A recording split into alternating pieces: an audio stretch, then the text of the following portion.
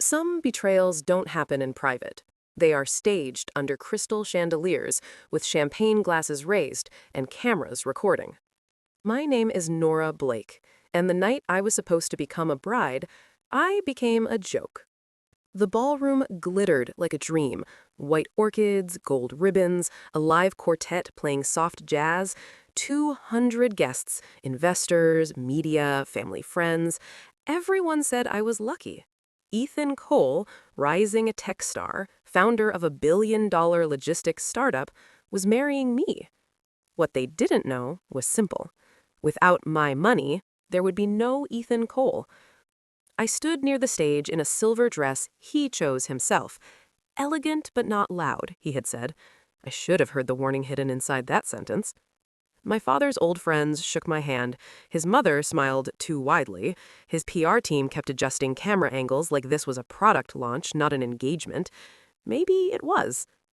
Ethan stepped onto the stage and tapped the microphone. The room quieted. He smiled, that polished, media-trained smile I once mistook for warmth. Tonight, he said, is about truth, courage, and the future. My chest tightened. Something felt off. His tone was wrong. Too formal, too rehearsed. He continued. Success requires difficult decisions, and sometimes you must correct a mistake before it becomes permanent. The audience chuckled politely. I didn't. He turned, not toward me, but toward a tall woman in a red dress standing near the VIP tables. Many of you already know Vanessa Hart, our strategic growth director. She walked up like she belonged there, confident, radiant, familiar with the spotlight. My stomach dropped. Ethan reached for her hand. And tonight, I want to be honest. She is not just my business partner.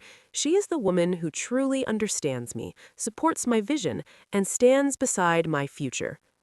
The silence was so complete, I could hear the violinist stop mid-bow. Then he said it. So I will not be moving forward with Nora. Vanessa is the woman I will marry. Someone gasped. Someone laughed in disbelief. Cameras didn't stop. They zoomed in. I didn't cry. Shock freezes deeper than pain. His mother began clapping first, too quickly, like this had been rehearsed. A few investors followed. Vanessa leaned into him as if accepting an award. I stood 10 feet away, erased in my own engagement. Ethan finally looked at me, like I was a scheduling conflict. Nora, he said into the microphone, voice soft with fake regret. You're a good person, but you're not built for the world I'm entering. Not built. 5 years I helped build his company projections. 5 years I introduced him to funding channels. 5 years I stayed invisible on purpose because anonymity was safer. He thought I was just the quiet fiancé with a trust fund. He never asked where the funding really came from. I stepped onto the stage slowly. The crowd leaned forward, hungry for a breakdown. I gave them none. I removed my engagement ring, placed it in his palm. My voice was steady. Congratulations, you finally chose honesty. For the first time, he looked uncertain. I turned and walked out under the chandeliers while whispers followed me like smoke. No tears. Not yet. Because storms don't cry when they form. They gather power. Outside, in the cold night air, my phone vibrated. One message. Unknown number. I saw the live stream. Call me. It's time you stop hiding. I knew exactly who it was. And Ethan Cole had no idea he had just fired his own majority shareholder. The cold air outside the hotel finally reached my lungs. Inside, they were still celebrating my replacement. Outside, my engagement dress felt like armor after a battle. My phone kept vibrating. I already knew the name before I looked. Adrian Cross. 5 years ago, he was my father's closest business rival, and later his most trusted ally. The only man who knew how the Blake family investment structure really worked. The only man who knew whose money built Ethan's empire. I answered. You took your time, Adrian said calmly. You watch engagement parties now? I asked. I watch my investments. Of course he did. My father didn't just leave me money, he left me leverage, hidden through layered funds, proxy boards, and silent holdings. After his death, Adrian helped me protect it by staying invisible. Ethan thought his seed funding came from a mid-tier venture group. That group was mine. I assume you saw everything, I said. Live stream, multiple angles, messy presentation, poor risk assessment, emotional decision-making, bad CEO behavior. I almost laughed. I just got dumped, Adrian. No, you just got clarity. A black sedan rolled to the curb in front of me like clockwork. I sent a car, he added. Get in, we need to talk before the board meeting cycle starts. I hesitated only a second, then opened the door. The city lights blurred past the window as silence settled inside the car. My reflection looked different already. Not heartbroken, not shattered. Awake. He thinks you're harmless, Adrian continued on the phone through the car speaker. That's useful. He thinks I'm decorative, I said. Even better. We arrived at a private office tower I hadn't entered since my father's funeral. Same marble floors, same quiet power. Different version of me. Adrian was waiting upstairs, sleeves rolled, tablet open, 3 screens lit with financial dashboards. No sympathy, just precision. Sit. Let's review what your ex-fiancé publicly destroyed tonight. He turned the screen toward me. Coal Dynamic Systems. Ownership structure. Layer after layer opened. Funds within funds, shell vehicles, voting trusts. At the top, Blake Strategic Holdings, 51%. Mine. Ethan owned 9%. I stared at it, not surprised, but grounded. Reality always feels heavier when betrayal clears the fog. He humiliated you in public, Evan said evenly, so the response must also be public, but legal, controlled, and final. I don't want drama, I said quietly. You're giving governance. He slid a folder toward me. Emergency board provisions, shareholder rights triggers, conduct violation clauses, morality optics and executive leadership contracts. He violated 3 of these tonight. Replacing a fiancé with an executive officer during a corporate-linked event creates a conflict of interest exposure. Investors will panic if guided correctly. Guided correctly. Not revenge, pressure, precision. Timeline? I asked. 2 months, he said. You disappear, he grows louder, sloppier. We document everything. And then? Then you walk back in, not as his bride. He looked directly at me. As his chairwoman. For the first time that night, my pulse truly changed. Not from heartbreak, from momentum. I exhaled slowly. Okay, I said. We do it your way. Adrian gave the smallest approving nod. Good, because tomorrow morning, he added, tapping the screen, Vanessa Hart gets executive signing authority. I frowned. So? So she's been moving money already. The screen zoomed into flagged transfers. Unapproved, hidden, dangerous. My humiliation wasn't their biggest mistake tonight. It was their overconfidence, and they were already leaving fingerprints. Adrian rotated the monitor toward me and opened a chain of transfers. Layered accounts, fast movement, rounded numbers, the kind people use when they think no one is watching. Vanessa isn't just ambitious, he said. She's impatient. That's better for us. For us, I repeated softly. The words still felt new. 2 hours earlier, I had been a discarded bride. Now I was a controlling shareholder preparing a corporate takedown. Shock really is a strange fuel. You can't strike yet, Adrian continued. Right now, if you appear, he turns defensive, lawyers up, cleans records.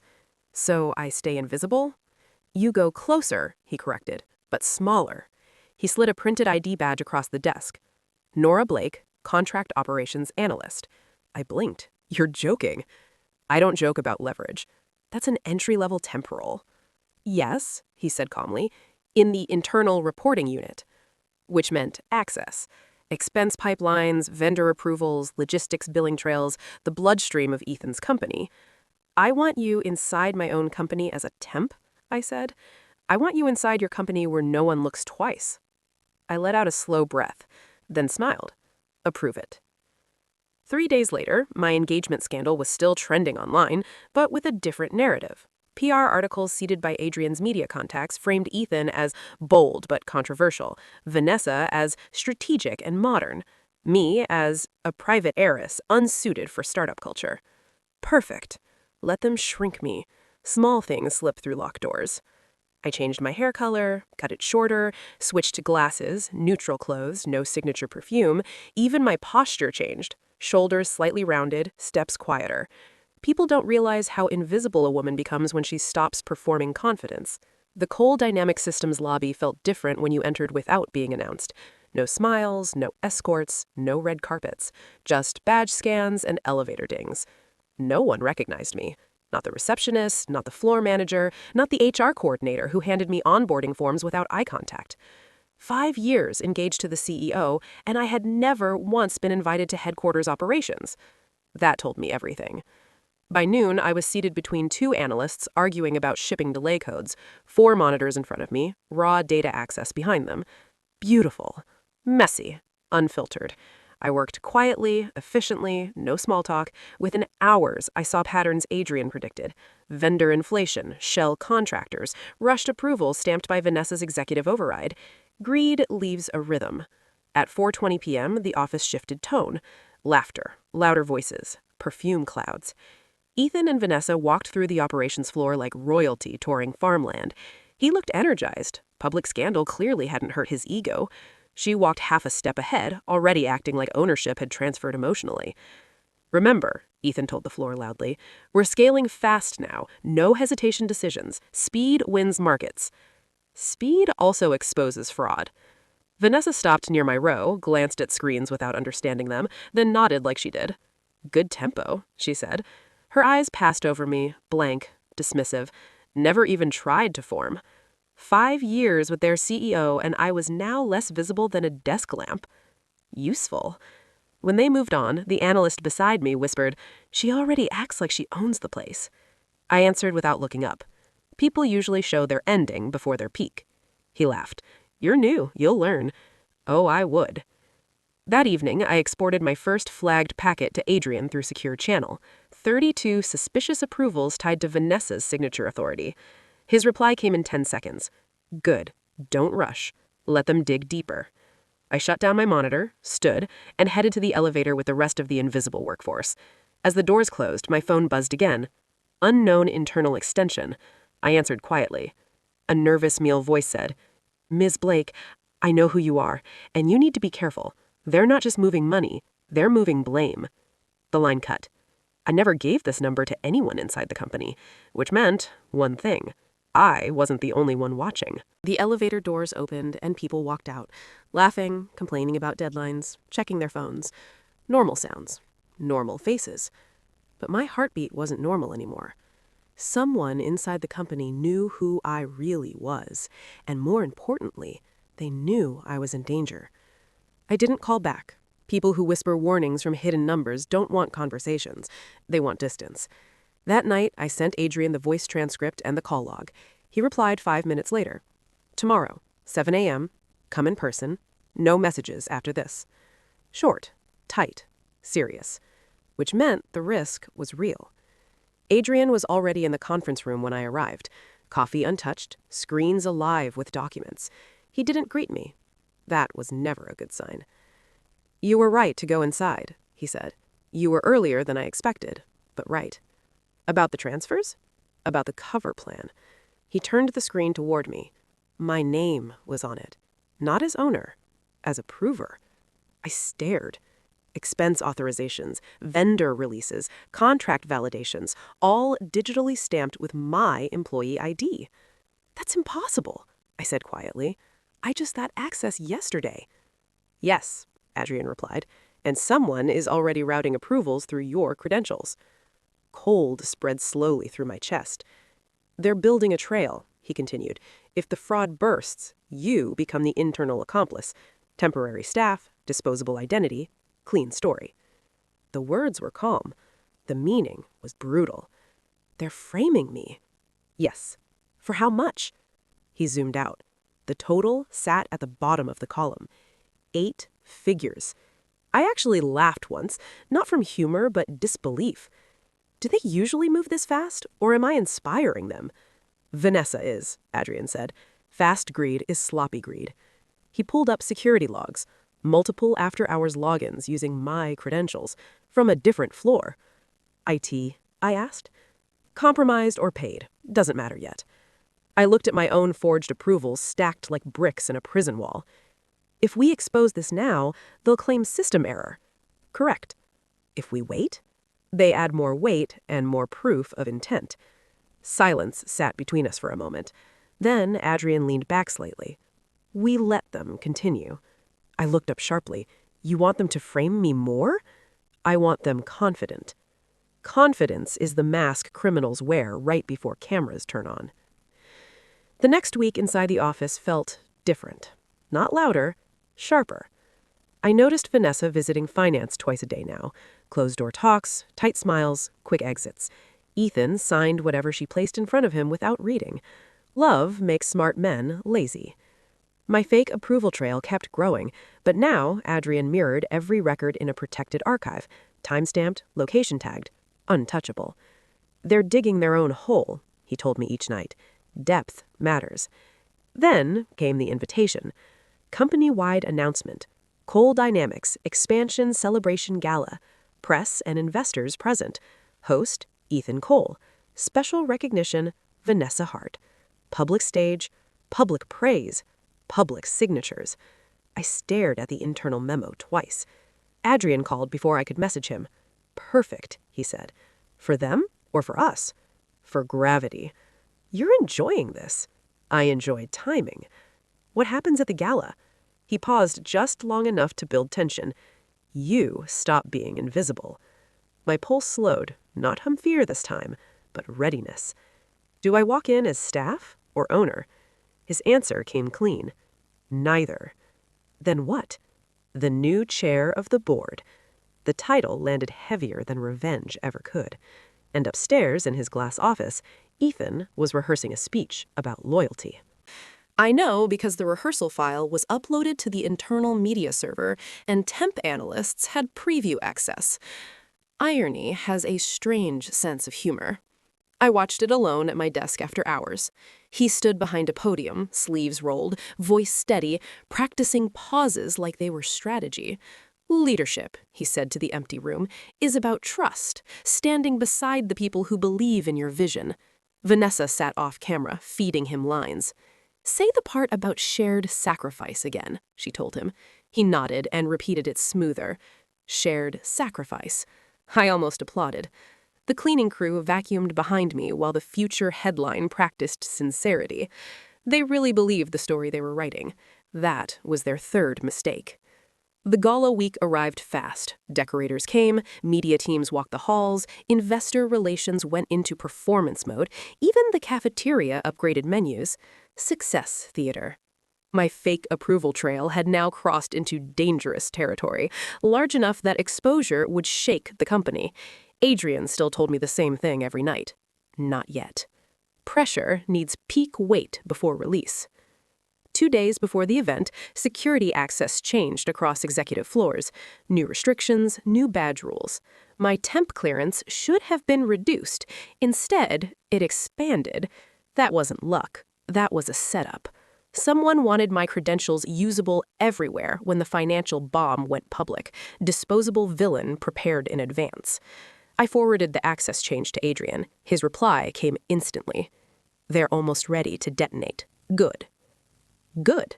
He said it like a chess player watching a predictable move.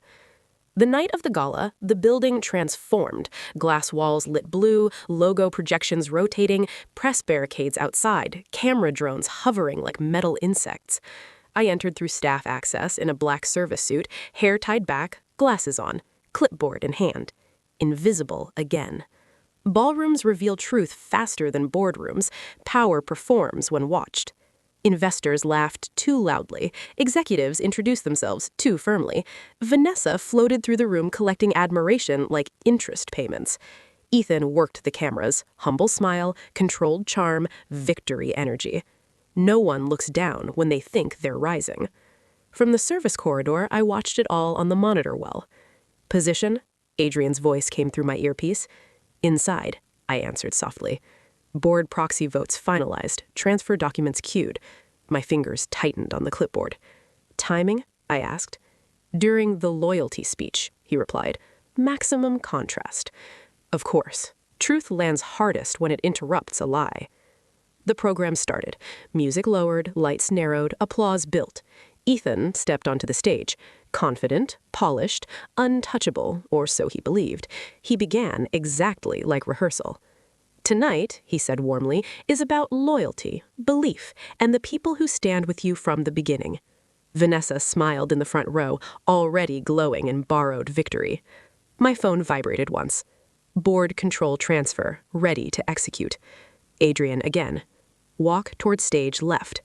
I moved through the staff passage, each step calm, measured, unreal. 5 feet from the curtain, a security supervisor blocked me. Staff stays behind barrier during executive address. I looked up slowly. Check the updated clearance, I said quietly. He scanned my badge. His posture changed instantly. Go ahead, ma'am. Hook set. Line tight. Ethan reached the center line of his speech. Because loyalty, he declared proudly, is recognizing who truly belongs at your side. Adrian's voice came one last time. Now.